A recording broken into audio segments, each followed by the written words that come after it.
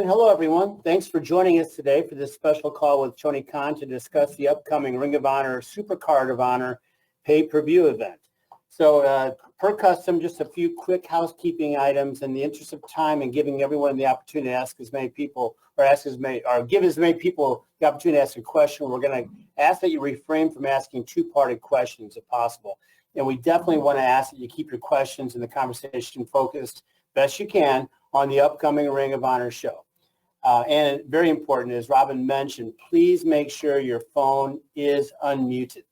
So with that, I'm going to turn it over to Tony for some opening thoughts, and we're going to open the lines for your questions. Tony? Thank you, Jim. Thanks, everyone, for joining us today. I'm very excited about Ring of Honor Supercard of Honor coming up tomorrow night. It's going to be an amazing pay-per-view. There's so much excitement around the card. We have one more go-home episode of the Ring of Honor TV show tonight on watchroh.com. There's been great reception to that show, our 5th episode of the series tonight. I'm very much looking forward to it. And I'm also just in general excited about a lot of things happening in the world of wrestling, in particular in Ring of Honor and in AEW, frankly. And I know this might steer some of the attention and direction to AEW, but I'm also a big believer in both companies and the complementary nature of owning AEW and Ring of Honor and the way that they can correlate and be related. And I have some very exciting news coming on AEW Dynamite on Wednesday. I'm very excited about that, and hopefully we can all reconvene and talk about some of those things. But in addition to what's going to happen next week in AEW, I think there's going to be a lot of buzz on the world of Ring of Honor this weekend, and obviously a lot of things happening in the world of wrestling, but the fact that there's this much excitement about the Ring of Honor event, and I believe we have the chance to do the single best event in wrestling this week with Ring of Honor Supercard of Honor, and that ROH has grown to new business heights, and we have the most streaming subscribers in the history of Ring of Honor while still maintaining the best pay-per-view numbers in the history of Ring of Honor and live attendance marks. And I also feel like there's a place for Ring of Honor in the space, in the universe of wrestling that exists outside of AEW, but peripheral AEW. And there are many reasons why the promotions can and will complement each other very well. And I think this was a very astute purchase, ROH. And now, 1 year after we completed the purchase and my first event, the handover event in some ways, where it was a transition, my first show as the booker, but still finalizing some of the ownership agreement and dealing with some legacy personnel. A year later, looking back, these are some of the most important relationships in my life. No relationship now that I look back at and hold more value on the year that we spent together in this time with ROH, more so than I'm really grateful that I got to know Jamin Pugh, that I got to know Jay Briscoe and the Briscoe family, and that I got to work with him. He's one of the greatest wrestlers I've ever produced, and he was a good friend, and I really liked him a lot. And I obviously like Mark a lot, and now working with Mark Briscoe and having this show that we can do to continue to pay tribute to the great life and legacy of Jay Briscoe. And I've never seen such an outpouring of love and support as I did around his passing, and I think it would make him very proud. And just like we were able to celebrate his birthday with a great match in AEW, and we did a great tribute show in Ring of Honor, I do think we can continue paying tribute to him, and I'm very excited about Mark Briscoe versus Samoa Joe for the TV title. I'm very excited about the Jay Briscoe Reach for the Sky Memorial Ladder match, and so many things on this show, and everything on the show top to bottom is a tribute to him, but not just this one show, everything we do going forward. And with that, I can start taking questions, but obviously that's a lot right there. So maybe I answered one or two of them, but I would certainly love to, expound or elaborate on anything I just said too. I'm a little bit looser than Jim. I'm the good cop here. So if it is a two-parted question, I will do my best. But like he said, sometimes it's hard to answer two-parters, and I'll also stay on as long as I can to make sure you all get good answers to your questions. So with that, we could start answering them. Thanks, Jim. All right. Thanks, Tony. And I'm not a bad cop here, okay? I'm just trying to run the show here. So here we go. Hey man, we have you do a great job of it. You keep me on time and accountable to these folks. Thanks, man. Good. And we have a lot of people that are really fired up to ask you some questions, Tony. So we're going to start with Brian Zillum from PW Torch, and then I'm going to ask Katrina Blake from Women's Wrestling Talk to be ready after Brian gets his question. Brian, you're up. Tony, can you hear me? Yes, sir. Hi, Brian. Good to talk to you, Tony. It's great to talk to you. Thanks for taking the time today, and good luck this weekend on the show. Thank you. Appreciate it. Thank you. Tony, I just want to really ask you, can you explain the thought and detail that went into making the video package for Kingston and Claudio for the potential main event for the Ring of Honor show? And also, could you see potentially more video packages like that further along in not only Ring of Honor, but potentially maybe AEW, especially if there's a long history of a rivalry, so to say, with the wrestlers? Well, in AEW and in the era that I've been running Ring of Honor since last year's Supercard event, I've tried to always respect the history of wrestling and of the wrestlers. So if you look back, there's been a lot of historical video packages where we played off the history. And also when Claudio came in, I know he has a past with Eddie, and they have history, and it's not all good history, and a lot of it's very bad, but they had a friendship, and they're both very professional, and it's one of those matches where the people genuinely don't get along, but they are willing to work together and have a match. And I think I immediately embraced this, and if you look back at that video package, really it captured a lot of history that was told before AEW and even outside of ROH, but then they both have a history in ROH before they came to AEW. And then in AEW, their paths really crossed last summer when Claudio arrived. And, of course, they were on the same team in the Blood and Guts match. And in what could have been one of the real highlight moments in Eddie Kingston's career is he had an opportunity to get the tap-out win over Chris Jericho. It was, of course, Claudio who came in and took the win, took the moment. And it was Claudio's music that played at the end of one of the most important AEW events. And now in Ring of Honor, Claudio is the world champion. Claudio has made a lot of headlines. And, of course, we've seen the Blackpool Combat Club have a darker attitude, a darker side in recent weeks and months.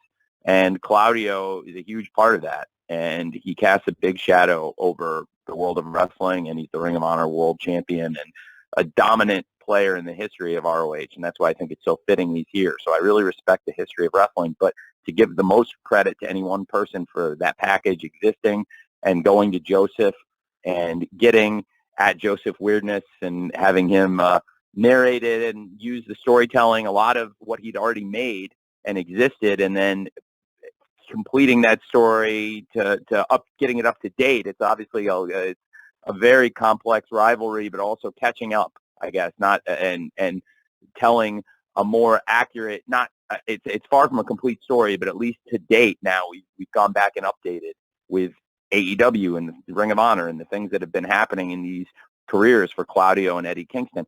The person I give the most credit to for the package existing is Eddie Kingston. I was actually at Eddie Kingston's house, and he suggested to make it, and it was a great idea, and he's a brilliant mind for wrestling, and he showed me the old package. I knew they had the history, and he said we could do this for the match, and I thought it was brilliant, and it's just a good example of the great insights of Eddie Kingston. And I'm very excited for the match, and I thought the package did a great job telling their story, and, you know, I'm very excited to see how this plays out at Supercard tomorrow night on pay-per-view.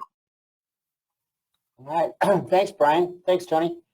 Katrina Blake from Women's Wrestling Talk. You are up next, and Katrina will be followed by Trevor Robb from the Edmonton Journal. Katrina? Hi, good afternoon, Tony. Hope all is Hi, good well. afternoon. So my question is, with this new iteration of Ring of Honor, which has been a good purchase, and you have some amazing women already on the roster, but what do you have going forward for the women's roster, not only with this pay-per-view, but going forward with the new iteration of Ring of Honor?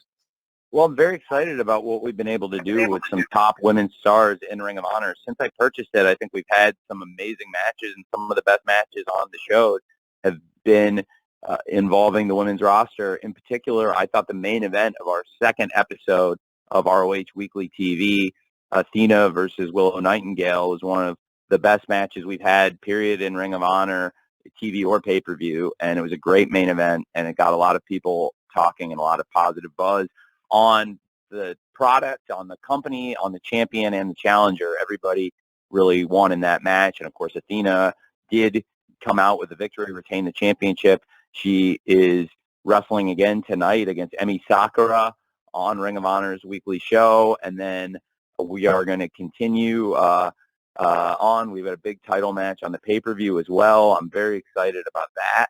And there's just a lot to be looking forward to, I think, on the roster right now, because if you watch the weekly shows, I think fans have seen a number of great women's matches and people with potential, people that have wrestled in AEW and also some that haven't appeared as much in AEW. And it's also introduced a lot of people, I believe, to some younger wrestlers that are doing great things.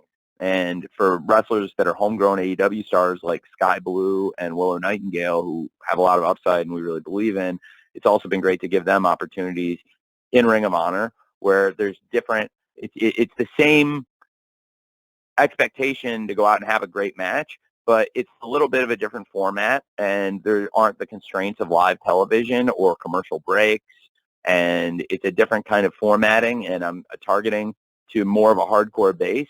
So I can do things that will, I think, help everybody. And it's been one of the reasons why Ring of Honor is such a great complementary product to AEW, is because it exists to cater to the hardcore fans and circumvents some aspects of traditional wrestling television, which puts less pressure on all of us in some ways and makes it even easier to focus on and deliver great wrestling shows like we've been doing at ROH, including a lot of the great women's matches we've had.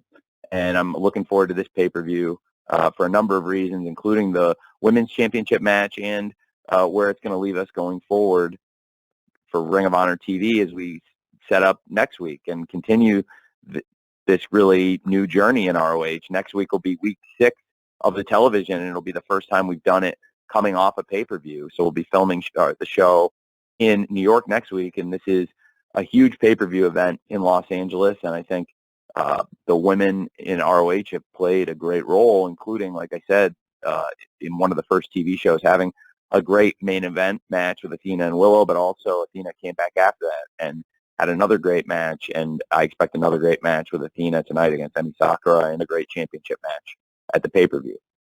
So thanks for asking. Thanks, Katrina. Trevor Robb from the Edmonton Journal is next, and then I'm going to follow Trevor with a write-in question from Joe Williamson from Hollywood's World of Sports. Trevor, you're up. Hey, Tony, thanks so much for taking my question today. AEW recently announced the Edmonton debut of Dynamite and Rampage as part of the 6-day Canadian tour coming this summer. I'm curious when plans for this tour started and what it is about the Canadian market that made you decide to ultimately expand into Western Canada. And might we see an ROH show or tour come to Canada in the near future? Thank you. Well, it's a great question. Thanks. And I'm very excited about AEW coming to Canada again in the summer. We've run a few successful shows now in Toronto and Winnipeg and look forward to running more shows in Canada. It's been very successful from a live events perspective, and we continue to see great growth in our international TV ratings. In addition to the huge ratings data we released today saying that according to ITV, we've been a huge driver of viewers in the key demos and in key advertising markets to ITV, the biggest commercial TV network in England. And also in Canada with our partnership with TSN now, we've seen great growth in our TV ratings there. And we recently just did our record rating on TSN for the episode in Winnipeg a couple of weeks ago. And I believe we have a lot of great Canadian stars in AEW, and there are so many wrestling fans in Canada. Canada has so much of a rich history in the wrestling business and historical figures from Canada and great matches that have taken place there. And it's certainly one of the top markets for AEW in terms of live events and television, and we'll continue to expand and do more big events there.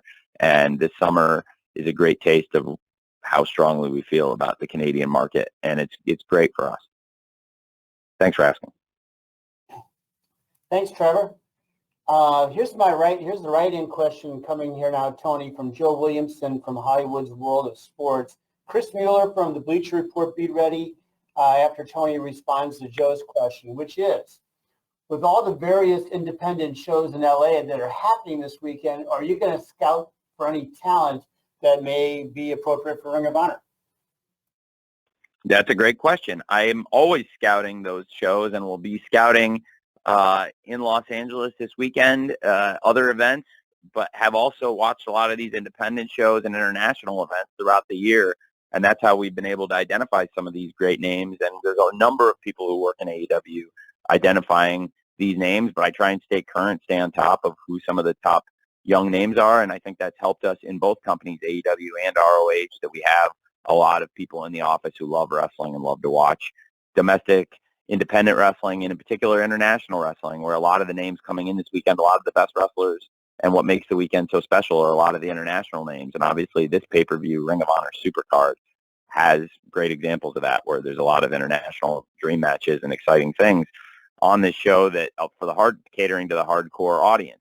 And we were able to present, I think, what was a dream match to the hardcore audience, and present it in a way to even a casual mainstream fan, where Kenny Omega versus Vikingo was a dream match that delivered in many ways. Well, now we've introduced Vikingo to a worldwide TV audience on AEW Dynamite, with millions of people see the show each week all over the world, and also with Commander participating in the Face of the Revolution ladder match. I'm really a big fan of both guys. I think they're both tremendous, and I would like to feature them both more in AEW, and I also respect their international commitments. I'm very excited. Bandito is one of the great examples of an international wrestler who I'd seen in Ring of Honor in particular. And of course he was on All In, and he's a tremendous talent. He's somebody who actually signed with ROH when we started AEW and was loyal to ROH, which is great. And then when I acquired ROH, he had been the lineal champion. And I really like working with him. And he's one of a number of my international wrestlers who I really like, who have had to renew their visas. And it's nothing nefarious. It's just that it's a process that, for when you use international talent for a company that does the bulk of its business domestically, then you're going to see visa renewals, and you deal with it, whether it's in AEW or in English football, where you have to process visas and deal with work permits and things of that nature, bringing in international players. So I really was very excited to get Bandito's stuff all settled, and I think he's been a great example of somebody that has a great chance to excel in both promotions and internationally. So I think I will be watching this weekend, but I do think a lot of the best wrestlers who've come in are the international ones. But you also want to look for North American top talent, or in this case, I guess domestic North American or Canadian talent, in addition to all the great luchadors and wrestlers from outside North America that come into the weekend. You're always looking for somebody who's flying under the radar that could be great given the opportunity in AEW or ROH. Thanks for asking. Thank you, Joe. Chris Mueller from Bleacher Report is next, and we're going to follow Chris with Brandon Thurston from WrestleNomics. Chris, you are on. Hi, Doc. Hey, Tony. So I wanted to talk about Wheeler Yuta versus Shibata. This is a pretty high-profile match for him, and with him only being 26, he seems to be one of the biggest standout guys you have on the roster under the age of 30 these days. What has it been like charting his growth kind of since he started with the company, and what kind of future do you see him having with either AEW or ROH? He's a future top star in this business. I really believe he has so much potential, and he already is a major star that has accomplished a lot. He's been a two-time Ring of Honor pure champion. He's had some success in ROH before he came to AEW, and we have a great group of young talent who were here from the beginning, and then I really tried to replenish things with AEW Dark and developmental opportunities, and a lot of these things now also exist for people to get opportunities and exposure in ROH. And I really took to him in 2021. Some really smart wrestlers recommended that I check him out, and I watched him. And to be honest, it wasn't even I was getting pushed to sign him. It was just like under the match that people said was good, and I watched it, and I really liked him. And then I asked about him, and we brought him in for Dark. And around that time, a number of people came in. We had some success pushing some acts onto television, like The Acclaimed and Powerhouse Hobbs, and they had done really well coming from AEW Dark. And then I felt like now that they had gone to TV, I needed to replenish things. So I brought in Wheeler Yuta, Daniel Garcia, who's obviously also wrestling on this card against Tanahashi and had a great match last night against Adam Cole in his return, and is many ways a rival and peer of Wheeler Yuta. They came in around the same time and had a rivalry on the independents, and I thought I could feature them both in parallel paths almost in AEW, like a next generation of that first crop of people that we came in with. And I paired Garcia up with, at the time they were called 2.0, Matt Menard and Angelo Parker, Jeff and Matt. And they were called, I'd seen them called 3.0, but I called them 2.0 in AEW because I didn't want people to get confused and think Garcia was part of the team. Yuta is somebody I really like a lot. I think has a ton of upside and just a really good person that you want in your locker room that everybody likes and respects, and has come so far in a couple of years. I have been an advocate of his, and I think everybody would remember this, that the second match he did with Jon Moxley, I actually pushed that he would be in that spot, and that I thought it would be real growth for him, because even if he wasn't winning the match, and frankly, even though it wasn't a long match, it would show growth from their first match against each other, which was also a character-building match where John ran through him, and their second match was more competitive. Then the third match, I actually met up with John and asked him about wrestling that match, which was in Massachusetts on Rampage last April, and I felt really strongly that they could do that match there, and it would help everybody, and that this guy would break through and be on the verge of being one of the next stars for us. And it was everything I thought it could be and more. And John gave so much when the match was so great, and he put so much into it. And then Yuta, and they really bonded. And now we've seen in the Blackpool Combat Club the relationship that they have, and Claudio's taken to him as a friend, and then now they're so close. And you see Claudio and Yuta in AEW and Ring of Honor, the Blackpool Combat Club, one of the dominant stables in wrestling, and now you have these two great champions in Ring of Honor, Claudio Castagnoli and Wheeler Yuta. And I think for him to be there with those top wrestlers, in addition to them, one of the greatest wrestlers in AEW history, and possibly one of the greatest wrestlers ever, and certainly one of the greatest wrestlers in ROH's history, is Bryan Danielson. And Bryan Danielson, I think, is another person who has been a tremendous influence on him, and putting him around the best mentors, somebody who already had all these skills and brought so much to the table. I think it's done a lot for him. Then you have the legend, Mr. Shibata, who is one of the great pro wrestlers of this generation, of my lifetime of watching wrestling. He's one of the great stars from Japan, and it's also one of the great stories. And I think now, with so much information at our fingertips, even for people who aren't intimately familiar with it, we've had a lot of people that have been able to catch up and learn how inspirational the story is. It's not altogether dissimilar from some of the things we've seen on All Access that we get to look at up close every Wednesday after Dynamite going forward with Adam Cole, speaking of great former ROH stars. You know, the comeback that Shibata made from his brain injuries, it is so inspirational, and nobody thought he would be in this position. He's probably one of the least likely people, maybe even more so than Adam Cole or Bryan Danielson. We've just talked about, again, two great stars who've competed in ROH, maybe even more unlikely than either of them to return to the ring, honestly. It's very unlikely that Shibata would be in this position, but we've navigated it. He worked so hard to be in this position, and a lot of people learned about Shibata. I wanted to bring in a special commentator. We had Mike Tyson, who did a great job calling the Orange Cassidy versus Shibata match when Shibata returned to the ring here in America, and he's had a couple matches now, and he's looked very good. But this could be his toughest test, because the Blackpool Combat Club is running so hot right now, and Orange Cassidy wasn't necessarily trying to take his head off. He wanted to have a very competitive wrestling match. Orange Cassidy, believe it or not, does take a lot of pride in the wrestling, and I think that's one of the secrets of why he's been so effective as a wrestler in AEW and as a draw on TV and digital and many other ways. And I think that in particular, he's another person that was a really good influence on Yuta and is probably a common link between Yuta and Shibata in many ways, and that he's wrestled both of them and has trained with both of them and knows them both very well. And I think there's, styles make fights. This is really interesting because the aggressive style of the Blackpool Combat Club, it's very different from that of Orange Cassidy, who's going to go around unless you try to take his head off. And then we've seen when the best friends have to get down and dirty, nobody does it better than Orange Cassidy and the best friends in those kind of situations. Like when it came down to it against Santana Ortiz in the parking lot fight, and Orange Cassidy popped out of the trunk. They're very resourceful, and they have to be.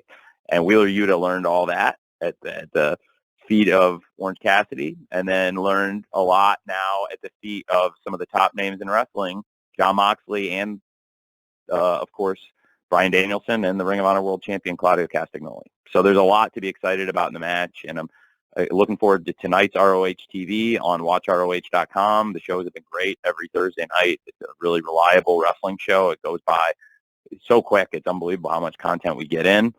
And I have a lot of fun doing it. The wrestlers are having a lot of fun, and we're able to present these kinds of fun matches like tomorrow night, live on pay-per-view, Friday night, March 31st in Los Angeles, Wheeler Yuta versus Katsuyori Shibata for the Ring of Honor Pure Championship. Thank you. Thanks, Chris. Brandon Thurston from WrestleNomics is next, and I'm going to follow Brandon with a write-in question from Dave Meltzer from Wrestling Observer. Brandon. Hi, Tony. Nice talking to you again. Hey, thank you. So I was wondering, there's been some talk in public of late about conflict between talent, whether that's CM Punk's issues with various people.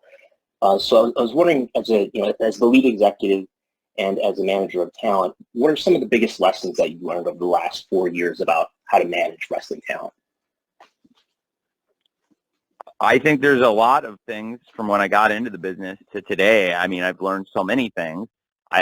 Certainly, there's no benchmarking for getting into this. We launched a challenger promotion for which there was no direct precedent. It had been already operated in the market conditions we were trying to operate under, and frankly, in this era of social media and digital, it had never been done before. And we're still growing and learning from things to this day, and I have great conversations every day that help me try to run the business better than the day before or the week before. And I think AEW is in a really strong place, and now ROH too. Both companies in a really strong place, thanks to the great wrestlers and the great wrestling fans. And I believe the shows for both companies have been really great. I think AEW, the TV, has been really great episodes, and the fan feedback and everything we get back as far as the response from our fans has told us that the people who watch the show feel like it's been really strong lately, and Revolution was one of our best pay-per-views and performed really well. And I felt like we came off it with great TV, and Ring of Honor has done great pay-per-view numbers and now has had great TV, which is a new element. And going into Supercard, I'm really excited about where all the wrestlers I have under contract, on the aggregate, where we stand.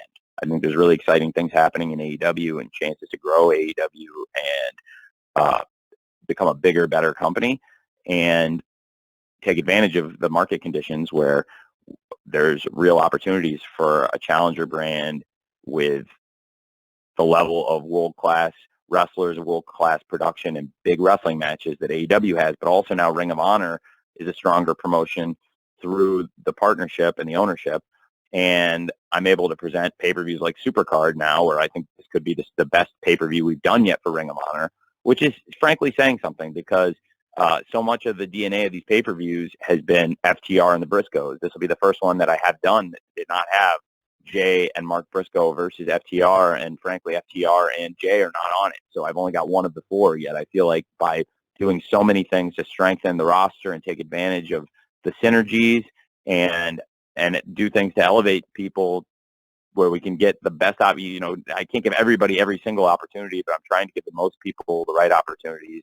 And I think it's going really well right now. So I'm really excited for Supercard and everything going forward. And I want to continue to grow the company and have a balance between locker room health and growth. And a lot of times you can do both. And overall, I think it has been a lot of the successes of AEW and the new Ring of Honor is we have a lot of great wrestlers, and I have to continue to find the balance between the health of the box office and the strength of the locker room. And frankly, I think both things are in a good place right now, and I want to keep it that way by continuing to do great shows and hopefully keep pleasing the most important people to please, which are the wrestling fans and our network bosses, and continue to create more opportunities for the wrestlers of AEW and the fans of AEW, and now the wrestlers of ROH and the fans of ROH. So I've learned a lot and continue to learn a lot, and it's a challenging job. They don't really write a book on it, and I think the best explanation I can give of it, I've given it, you know, publicly and privately, and say it a lot, is that it's probably the closest thing, and you say it to people in the TV business, and they probably have a closer understanding of both these worlds because they're both things that exist in entertainment. It's like being the coach of a football team, and I think somebody could you could have two different coaches. You could have Andy Reid or Doug Peterson might call a completely different game than Sean McVay or Kyle Shanahan. And you could take the same players and get different results. And I think all four would do a great job, whether you had Doug Peterson, Andy Reid, Sean McVay, or Kyle Shanahan, but they all might do different stuff. And Sean might do some stuff more similar to Kyle, and Doug might do some stuff more similar to Andy. But they are all going to give you great results, but you might see completely different plays and completely different situations in the exact same down distances and defensive looks. And I think they all have a great command of the locker room. They're all great people, just as examples of offensive-minded head football coaches who run football teams. There's only really one other wrestling organization that has the size of TV production or the scope that we operate in. They have been doing it longer, and they have more hours of content on TV and have had a lot of advantages and learned a lot. And I think to come into this, we've had a lot of success, and I love that we can keep learning from what's happening and try to grow in the industry, because I think it is an industry that is served very well when there are multiple strong companies, and hopefully that continues to drive a lot of interest in pro wrestling. And for me, I hope it continues to drive a lot of interest in AEW and ROH. And running those businesses, it's a little bit like being that football coach who has come in, and you're going to call the game as you see it in the style of the stuff you know, and you're constantly learning. And that's why I know firsthand from working with Doug in the office and being around him and knowing a lot of football coaches, having spent many hours in the office, like the command he has, it's for me personally, it's the best I've seen. And I am in awe of the way he learns from the different games, not that we're not even playing in, but he watches the league and his command of understanding why people do things and soaking up that knowledge and then trying to apply things that aren't even happening in the Jaguars. And I think that in the world of wrestling, whether it's happening in AEW, ROH, or outside, try to learn from it. And that definitely includes stuff that's happened here. And also try to do what's best for the organization. And he's also a top at that. But Doug calling the game, he might call something completely different from what somebody else would call in that situation, but they're both great.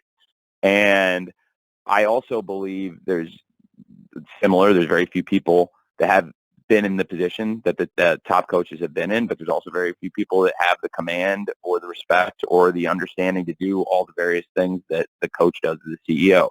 It's like a hybrid of being a coach of a team and the producer of a Broadway musical. When you deal with live productions, you're putting on live shows, you have a cast of characters, a wild cast, but they're athletes. It's a different kind of sports fuel, and that's why I compare it almost a hybrid of the two jobs, because sometimes you have to put the understudy in, but that's like the backup in football, but there's definitely entertainment elements of it. with a cast of characters, it's a little bit different from running a football team. But I've tried to learn from what's happened over the years and make the shows better. And I think most of all, the reason it's been a business success is wrestling fans are awesome, and there are so many of them in the world.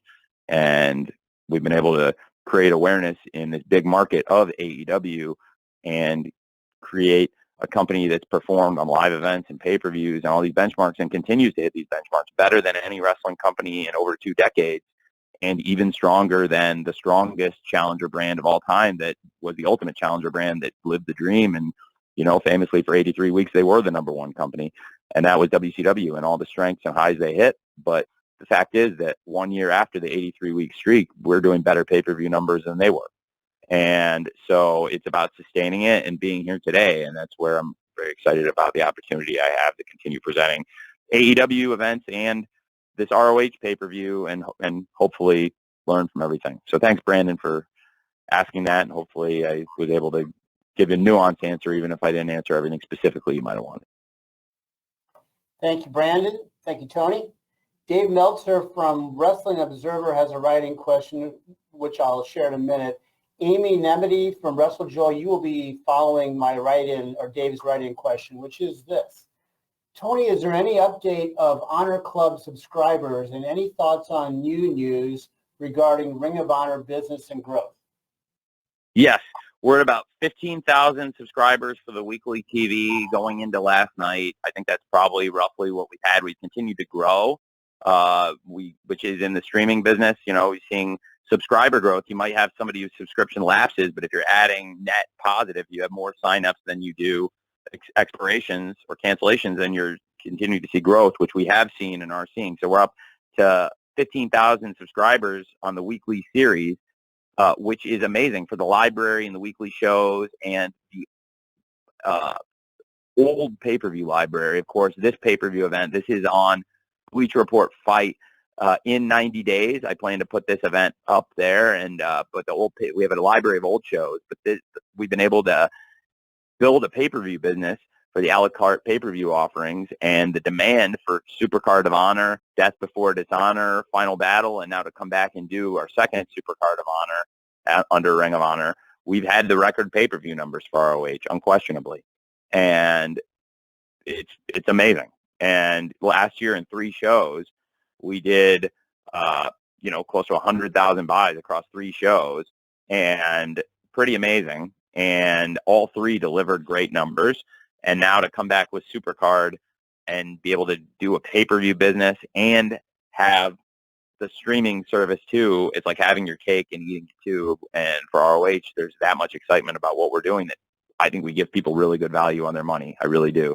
I think for $10 a month, the wrestling you get on Honor Club, if you're a hardcore wrestling fan, it's great. It's a great value. If it's somebody that has an appetite outside of AEW Dynamite, AEW Rampage, AEW All Access, and now any other wrestling content we were offering, like Dark Elevation or anything else, there's great opportunities to make new wrestling fans with those people that see a wider base due to the penetration of AEW around the world, to make more fans for ROH than they've ever had before. So I think that's been the strategy, by continuing to do great shows that we know a hardcore wrestling fan is going to love, and no show has embodied that spirit more so than Supercard of Honor this weekend. I think it's this, for a hardcore wrestling fan, I think it's the single best night of wrestling, best event there's going to be. And I'm really excited for tomorrow night, for Friday night. And to Dave's question, yeah, the streaming service now at 15,000, that's the highest in the history of Ring of Honor. When we remember that we started from scratch, it wasn't like we were building off people that had been sitting on their subscriptions. We voided everything and had new signups during the transition period.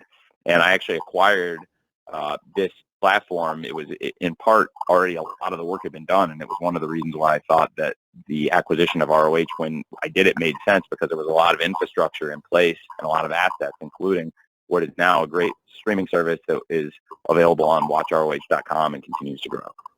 Thank you. Thank you, Dave. Amy Nebedy from WrestleJoy is next, and Will Washington from Grapsity will follow Amy. Amy, you're on. Hi, Tony. I wanted to talk to you about the Reach for the Sky ladder match. Surely this is going to be a very emotional match with a lot of importance around the Briscoes and, of course, the passing of the beloved Jay Briscoe. You have some of the best tag teams in wrestling that are vying for the Ring of Honor Tag Team Championship with this match. You've also said that you're retiring the old design and unveiling a new version of the tag team titles. Can you talk about how you've put this ladder match together, sort of the input of Mark Briscoe, and will this become a Ring of Honor tradition, sort of akin to AEW's Face of the Revolution ladder match? Well, it's a great series of great questions, and this is a great example of where I'm happy to answer all the questions. And if I forget any of them, Amy, you can feel free to remind me what I might have missed. But I'm so excited for the Jay Briscoe Memorial Reach for the Sky ladder match.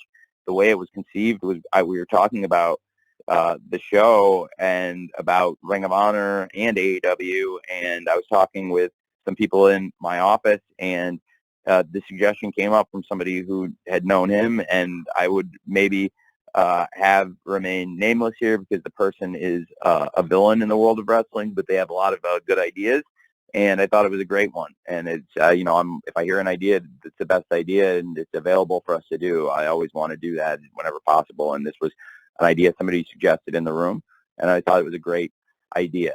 And to be honest, I'll just say it was QT. You might say a hated person on TV, but it was a great idea, and I thought it was like, yes, that's the best idea I've heard for sure. And he knew Jay Briscoe and liked Jay Briscoe and thought it was a nice idea. And then I ran it by Mark, and Mark loved it.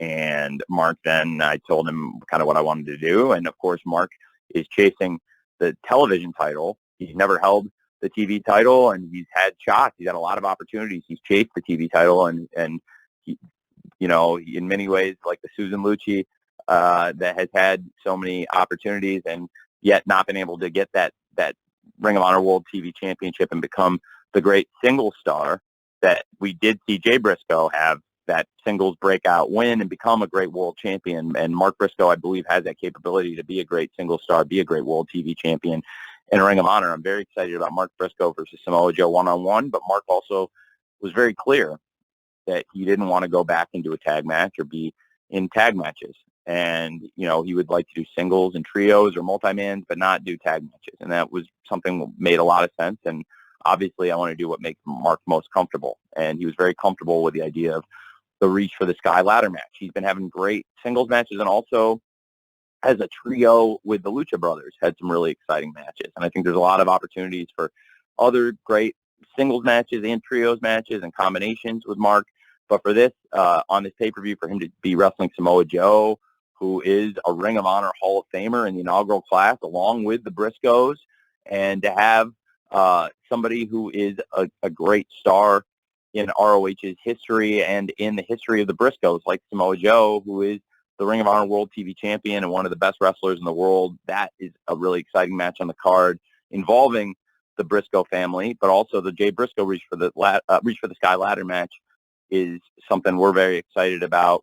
And having these great teams in the match like Aussie Open, Top Flight, The Kingdom, the Lucha Brothers, and of course, Rush and Draglistico. I'm really excited about the wrestlers in the match. I'm excited about the concept, and it is something maybe potentially you could see. I think we could do in the future, although it was obviously conceived in the moment of something we never anticipated happening. So it's coming up very, very quickly. It's been a very emotional time these last few months for a lot of people. I can only imagine for the Pugh family, the people who don't know, that's the Briscoes and the Briscoe family, the parents, Mark and his wife, and the whole family, the extended family and their friends and the people who are like family to them. It's a very wide network, and there's a big outpouring of love and support, but what it helped carry so many people through, ironically, is the great strength of the Briscoes, of the family. The Pugh family has some of the strongest faith and some of the strongest principles I've seen. They're just wonderful, inspirational people.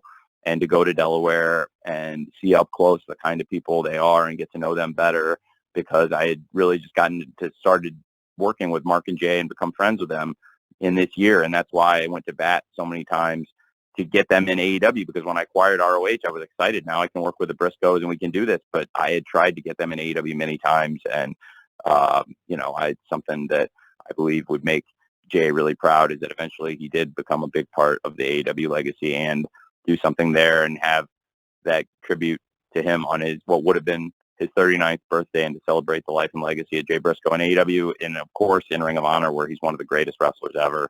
And it's a very important tribute to so many of us to have the Jay Briscoe Reach for the Sky ladder match, and for Mark Briscoe to wrestle and try to win that big singles title that means so much to him, that he's chased that World TV Championship against a wrestler that he's never beaten, Samoa Joe, who has a real rivalry with the Briscoe family. So I'm very excited about the whole event, and we'll always think of Jay Briscoe, our friend that we miss. Thank you, Amy. Thanks, Amy. Okay, Will Washington from Grapsody is next, and John Pollock from Post Wrestling will follow Will. Your line's open, Will.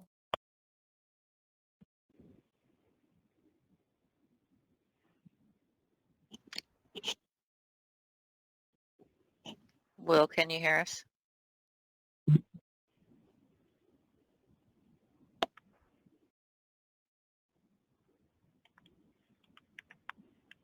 How about if we go to John Pollock, and we'll try Will after John. Can we get John on? Yes. John? Yes, I'm here. Okay. Tony, I just wanted to ask a bit about, you were just referencing with Mark Briscoe, if you can just take us to that week that led up to the match in Lexington with Jay Lethal. Obviously, there was a major change in attitude regarding the Briscoes, but to get Mark Briscoe onto TBS, can you just tell us a little bit about what had to go into that? And if I could also sneak in, had there not been an injury, were there any plans for Will Ospreay this weekend regarding the Supercard show? Thank you. Yeah, Will was going to be on the show. And I think Will Ospreay's tremendous, and I would love to work with Will Ospreay anytime. I think he's a great wrestler, and New Japan Pro Wrestling has great stars. They're great partners, and through the partnership together, we've been able to build a wider audience for Will on AEW Dynamite, and certainly would like to have him involved in Ring of Honor. That's a multi-part question, so let me go back and answer the part that is the most prominent and important. It was it's a situation nobody ever anticipated, what happened with Mark Briscoe, and it's also a completely different management team now than it was the team that had not approved their appearances in the past, and also it was a different management team before that that did not approve their appearances. So this was the first time this group had the opportunity to reflect on it, but also, frankly, it was a completely different circumstance for many reasons that are very challenging to get into. But obviously, we all miss Jay Briscoe very much, and he is a great wrestler. And I was so grateful, so grateful and appreciative that we were able to have tributes to Jay Briscoe on what would have been his 39th birthday with Mark Briscoe versus Jay Lethal in a great match, and a great tribute to him with the locker room coming out and paying their respects to Jay Briscoe, and the outpouring of love that was happening in real life around that time throughout that week and the week prior when Jay passed. And so it was a very challenging and different circumstance than there ever had been before. So it is also very personal, frankly. So that was that. And hopefully got both of your two distinct questions in there. Thanks. Thanks, John. Will Washington, we're going to try you again. Will, your line, are you open?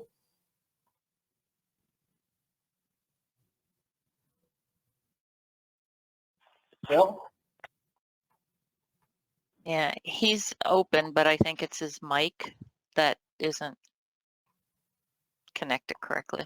Yeah, how about this? I've got a write-in question from Max Everett from Sportskeeda. So I'm going to go with that one right now, Tony, and then we'll try Will one more time after you answer Max's question. And that question is, considering your existing relationship with New Japan with AEW, is there a chance we can see another G1 Supercard or cross-promoted event in the future?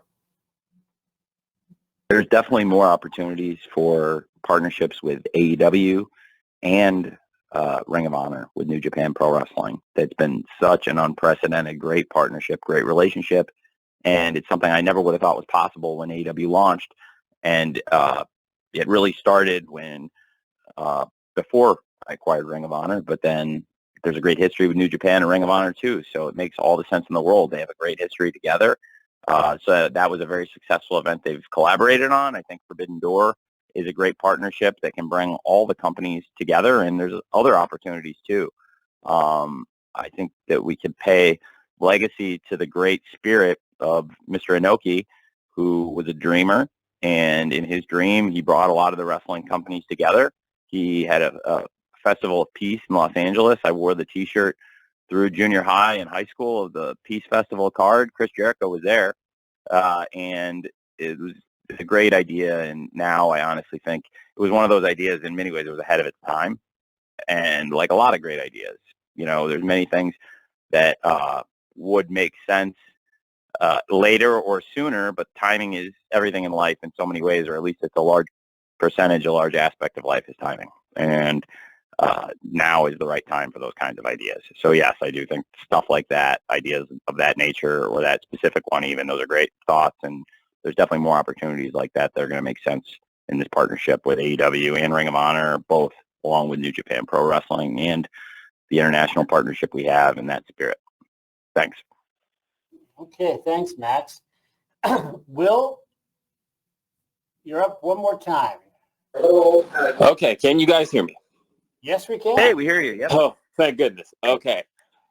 So, Tony, I actually wanted to touch on a topic that was really a big focus of the last media call that you had regarding Ring of Honor. And that was where you kind of touched on the topic of William Regal. You have to forgive me because there's actually two media calls going on right now. And paying attention to the Shawn Michaels media call, he just answered a question regarding William Regal. And one of the things he noted in that on his answer regarding Regal was that Regal had really not been participating much at all in NXT and has mostly been involved in the main roster over there, which seems kind of contradictory to what you had noted on the last call regarding the reason that Regal was granted his release. I was wondering, is that part of any of the understanding you were given at the time, or do you believe that matters had changed regarding that? Well, that was how it was explained to me at the time. I can't really speak to what's happening because I'm not there. And but if that's what they say, then I believe it's true. And that was at least the understanding I got for why it made sense for him. But that is one example where I tried to be very accommodating. And that was, I guess, it did come up on the last Ring of Honor pay-per-view media call for Final Battle, and it was a personal situation in many ways, but I tried to be accommodating to him, and even if it wasn't necessarily accommodating to all the things we were doing at the time.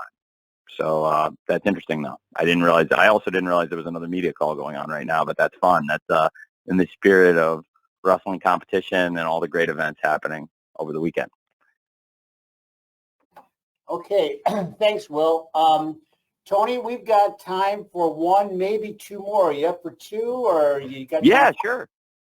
Okay, we're going to go with Samantha Shipman from the Daily DDT. So, Samantha, you're going to go now, and then I'm going to spring a surprise. I'm not sure what it's going to be, but we're going to have one more to follow Samantha. So, Samantha, you're up.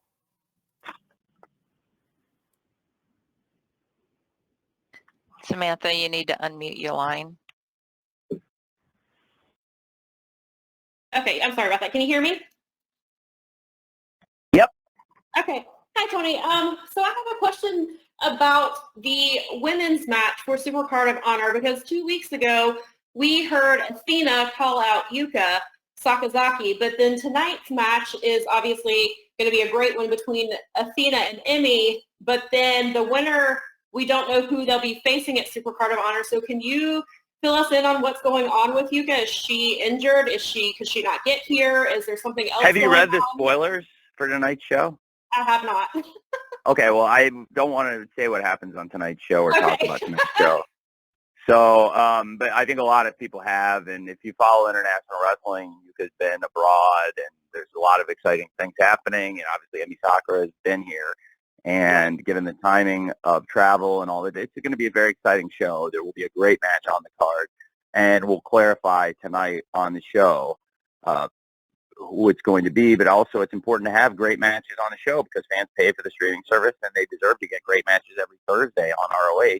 So it was a match Athena really wanted also, was to wrestle Emi, and Yuka was not here for this episode of TV that we had just done in Orlando, the 4th episode, or the first 3. You know, she would not have been around for the first 4 episodes at all, but that is definitely a match Athena wants, but she also wanted to wrestle Emi this week on episode 5, which airs tonight. And coming out of that, either Sakura or Athena will defend the championship. This match, obviously, we taped it last night, so, you know, I think 90-something% of you on the phone, I suspect, know what happened based on knowing the wrestling media, and people read the event spoilers and then go back and watch the shows, typically, in the news media. So there actually was, to your point, it's a good question, but that will unfold tonight, and that's a great segue into talking about Honor Club and our WatchROH.com and the great matches we put on the show every week, including Athena versus Emi Sakura tonight and Athena versus Willow Nightingale, just to go back and once again talk about what a great match that was in the main event of the 2nd episode. So I'm excited for Athena versus Emi tonight, which is a great match, and excited for the Ring of Honor Women's World Championship match tomorrow night at Supercard after we get a great match tonight on WatchROH.com. Thanks.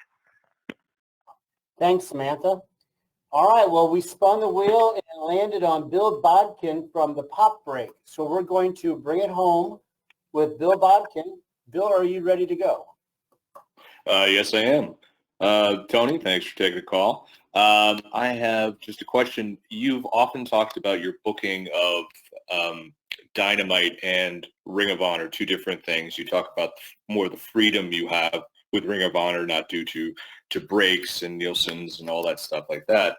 However, has booking a second company, has that influenced how you book Dynamite? Because as I've been watching since the first show ever, like many of us on this call, I've been noticing there's been this new exciting way, and we're getting more storylines and different guys coming in and being booked, and I feel like the show is regained. An exciting show is even more exciting than ever. So has the booking of Ring of Honor influenced the way you book Dynamite and Rampage?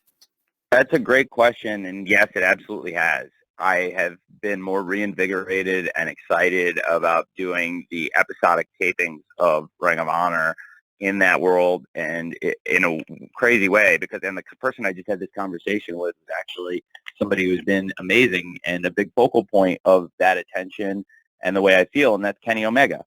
And I told him, I said to Kenny, I feel like more, he asked me about it, and he's probably one of the ultimate students. I think it's fair to say he is one of the very articulate and intelligent students of wrestling, and he asked me about it, and I told him that I feel more invigorated doing Ring of Honor than I ever have before. I feel like, people thought it was going to be a drain because I already have several jobs and do several things and work all the time already. So, but I really love doing it, and I feel like it's been additive to both companies, and there's great synergies, and I get more ideas, and I feel like it's helped everything, and I feel like the Dynamite shows have been stronger than ever, and we just did one of our best pay-per-views with Revolution. Dynamite and Ring of Honor TV in recent weeks have been really great, and we have great opportunities. The All Access premiere is a new opportunity, and a lot of new opportunities. Just to reiterate, I have a huge announcement coming on AEW Dynamite on Wednesday. We had a big week. We just had a big week with a great show and a series of great shows since Revolution. There was a big event, very successful for us, followed by this great All Access premiere that's been so well received and had a great soft launch following the NCAA coverage, and now will be every Wednesday night. And now Ring of Honor has what could be one of the greatest events in Ring of Honor history, and in many ways is going to be one of the most successful business events, I think it's fair to say, in the way the TV's been received and the business it's done, and now the tickets we've sold, which is going to be one of the record ticket gates in the history of Ring of Honor of over 21 years, what we're doing tomorrow night. I definitely feel more reinvigorated and excited about the booking and doing both shows than I ever have before, and I think they're distinct, and both shows have been maybe at their all-time, some of the strongest quality stuff, and I believe by doing great wrestling, we have a chance to only grow and build and do better and better, and so I appreciate your question, and I think it's a very astute question, and I absolutely do feel that way, and I'm glad to hear that you and other people too that have said that are seeing it, and it means a lot, and it's really a lot of work, and I love it, and it's fun work, and when you get that kind of feedback, it's what makes it all so worthwhile. So thank you again. All right. Well, Tony, I think I speak on behalf of everybody who joined us today for thanking you. You've literally crisscrossed the United States this week, NFL, AEW, Ring of Honor. You're still going to be on the move, and it's been amazing that you've held up and made the time for everybody here today. So we thank you. Any closing thoughts, Tony? Thank you so much, Jim, for giving me the opportunity. I'm very grateful to everybody participating in this call. I'm sorry I didn't get to answer every single person's question. If you attend this post-pay-per-view scrum, I'll try to get everybody to at least answer one of their questions. And I want to thank you all in the wrestling media, because you all are what makes this so successful in so many ways, because I know you all love this, and it's not always the highest paying or the most fulfilling work, but we all love wrestling, and I think that's why almost everybody on this call is here for the most part, and that's pretty cool. And also the coverage you give Ring of Honor and AEW, it is what has allowed us to continue to thrive. So I appreciate you giving us fair coverage and giving us the opportunity in a space that hasn't seen this kind of a company doing this kind of business model that we're doing with AEW, or a company that is in new hands and is in an exciting new chapter of its history like Ring of Honor. And like I said, for AEW, next week I have a huge announcement on Dynamite coming. It's very important. I think it will generate some coverage, because I'll continue to talk about that. I have something big to come on AEW next week after a series of great episodes. But also, I cannot emphasize strongly enough how much I appreciate you all attending this Supercard press conference call, because I'm so excited about the Supercard event. Like you said, Jim, I'm on a whirlwind tour of business, media, NFL, AEW, Premier League, so many things happening right now. And I'm very excited about what's happening in the world of wrestling with all of you, and hope to see a lot of you tomorrow in Los Angeles at the event. And if we don't see you there, hopefully you watch it on pay-per-view, and I hope you all enjoy it very much. Thank you. All right. Thanks, Tony. And I'll echo thanks to everybody that's joined us. We're now at the end of our time. So per custom, we're going to be distributing our audio recording to all attendees here shortly. And finally, I'd like to thank you again for being part of the call, and hope you have a great day. Looking forward to joining us tomorrow for the Ring of Honor Supercard of Honor show, either in person or on pay-per-view tomorrow night. Thanks, everyone.